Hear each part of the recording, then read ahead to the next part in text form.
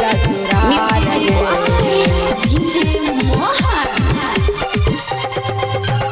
चले गए ससुराल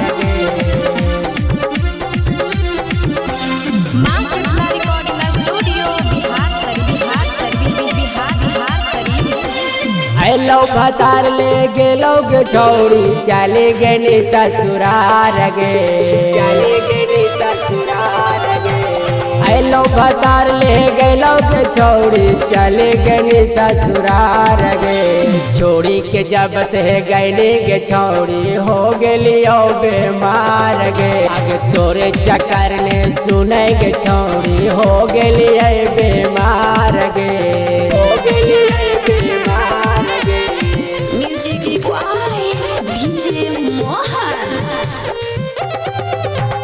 तोरे चक्कर ने सुने गे छौड़ी हो गेलिए बेमार गे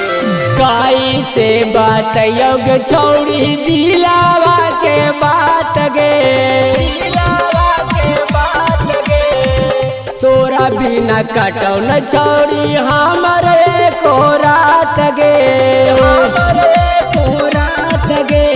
हमरे को रात गे काई से बतैयो गे छौड़ी दिलावा के बात गे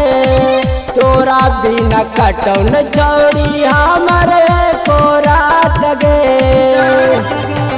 कैसे तू भूल गेनी गे छौड़ी दिलियो हाल सिंगार गे आगे तोरे चक्कर ने सुने गे छौड़ी हो गेलिए बेमार गे आगे तोरे चक्कर ने सुने गे छौड़ी हो गेलिए बेमार गे आगे तोरे चक्कर ने सुने गे छौड़ी हो गेलिए बेमार गे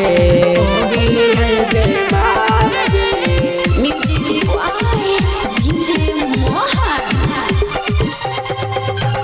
तोरे चक्कर ने सुने गे छौड़ी हो गेलिए बेमार गे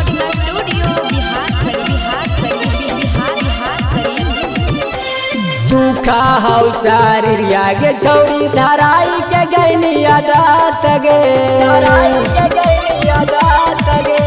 तोरा आबाहा कहू माजा खाई बतारा के भात गे खाई बतारा के भात गे भात गे सूखा हौ शरीरिया गे छौड़ी धराई के गैनी आदत गे तोरा आबाहा कहू माजा खाई बतारा के भात गे